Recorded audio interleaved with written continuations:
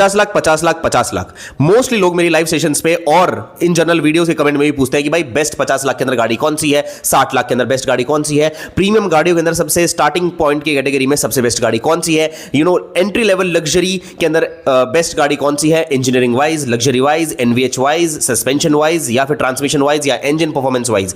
तो गाइज ये वीडियो है उन लोगों के लिए जो ढूंढ रहे हैं 50 से 60 लाख, पहले बता रहा हूं, एक्स शोरूम प्राइस के टैग वाली गाड़ियां जिनका 50 से 60 लाख तक एक्स शोरूम लेबल लगा होता है उनके बीच में, और इस पूरे बजट के अंदर जो गाड़ियां कवर्ड है, राइट, जो बेस्ट पॉसिबल कार्स हैं, आज इस वीडियो के अंदर हम वो कवर करने वाले हैं। मैंने एक डिटेल लिस्ट बनाई है और उनको अलग अलग लेवल्स पे मैंने कंपैरिजन करा है उन गाड़ियों का, जो आपको बताएगी कि बेस्ट पावर ट्रेन किस गाड़ी की है, बेस्ट लग्जरी किस गाड़ी की है, और बेस्ट एनवीएच लेवल्स सबसे ज्यादा लो किस गाड़ी के अंदर आपको मिलेंगे, सबसे ज्यादा कंफर्ट किस में है, ठीक है, सबसे ज्यादा परफॉर्मेंस ओरिएंटेड कौन सी गाड़ी है, और ऑलराउंडर बेस्ट गाड़ी कौन सी है। इसमें मैंने कोशिश करी कि सारी गाड़ियों को कवर करूं, ठीक है, चाहे वो इंटरनेशनल हो या इंडियन ब्रांड्स हो, राइट, बट मोस्टली इसमें international brands he and up हो रही है गाइस। तो या सॉरी फॉर दैट, हमारी अभी भी कोई भी what I can say home grown brand इस पर्टिकुलर प्राइस पॉइंट पे नहीं आ पाई है। सो या वीडियो को शुरू करते हैं एंड प्लीज गाइस चैनल को जरूर सब्सक्राइब कर देना अगर आप चैनल पर हो नए, ठीक है। तो देखिए गाइस, सबसे पहले मैं बताना चाहूंगा 50 से 60 लाख रुपए की एसयूवी जब आप लेने जा रहे हो तो आपको लगता है कि सिर्फ ब्रांड या साइज देख के डिसीजन लेना सही है, पर ऑनेस्टली बता देता हूं, इंजीनियरिंग को इग्नोर मत कर देना।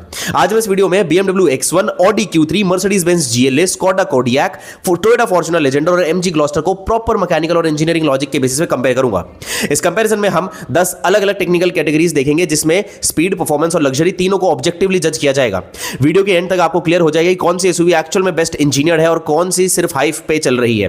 कैटेगरी 1 है इंजन आर्किटेक्चर एंड डिजाइन। सबसे पहले बात करते हैं इंजन आर्किटेक्चर की, क्योंकि इंजन ही किसी गाड़ी का और या एसयूवी का दिल होता है। Audi Q3 और Skoda Kodiaq दोनों 2 litre turbo petrol engine use करते हैं जो हाई स्पेसिफिक आउटपुट के लिए ट्यून किया गया है। इस टाइप के इंजन ज्यादा एयर फ्लो, बेटर कंबशन और हाई थर्मल एफिशिएंसी देते हैं। BMW X1 कंपैरेटिवली छोटा इंजन है यूज करता है जो एफिशिएंसी और स्मूथनेस के लिए डिजाइन किया गया है, लेकिन रॉ पावर के मामले में थोड़ा सा पीछे रह जाता है। मर्सिडीज की GLA का इंजन आर्किटेक्चर कंफर्ट ओरिएंटेड है, जिसमें वाइब्रेशन आइसोलेशन है और स्मूथ टॉर्क डिलीवरी है।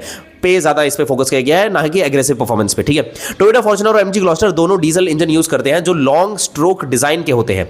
ये लो आरपीएम के लिए एक्सीलेंट होते हैं, लेकिन हाई रेव परफॉर्मेंस और रिस्पॉन्सिवनेस में मैच करने में पेट्रोल इंजन से पीछे रह जाते हैं। तो इंजन आर्किटेक्चर के बेसिस पे सबसे ऊपर आती है भाई Audi की Q3, फिर आती है Skoda की Kodiaq, फिर आती है BMW की X1 और फिर आती है Mercedes-Benz की GLA, फिर आती है टोयोटा फॉर्च्यूनर और लास्ट में आती है MG ग्लॉस्टर। अब बात करते हैं एक्सेलरेशन एंड स्पीड डिलीवरी, ठीक है भाइयों। एक्सेलरेशन सिर्फ 0 से 100 का नंबर नहीं होता है, बल्कि ये डिपेंड करता है कि power to weight ratio, gear box response और ट्रैक्शन पे। Audi Q3 यहां क्लियरली लीड करती है क्योंकि इसका इंजन पावरफुल है और क्वाट्रो AWD सिस्टम पावर को एफिशिएंटली रोड पे ट्रांसफर करता है, जिससे व्हील स्पिन कम होता है और लॉन्च भी गाड़ी फास्ट होती है। BMW X1 का थ्रॉटल रिस्पॉन्स बहुत शार्प है, इसलिए सिटी और हाईवे दोनों में क्विक फील देता है, लेकिन टॉप एंड पुश Audi से कम है इसका।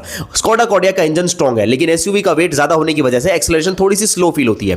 फिर आती है Mercedes की GLA, स्मूथ एक्सेलरेशन है और स्पोर्टी आपको ये ज्यादा फील नहीं देगा। देखो सीधी बात बताऊंगा, ये लग्जरी की तरफ ज्यादा है गाड़ी।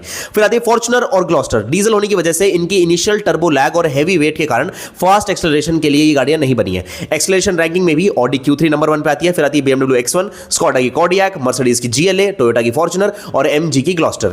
अब बात करते हैं कैटेगरी 3 पे, high speed stability and confidence पे। हाई स्पीड स्टेबिलिटी का मतलब होता है कि 120 160 की स्पीड में भी गाड़ी कितनी प्लांटेड फील होती है।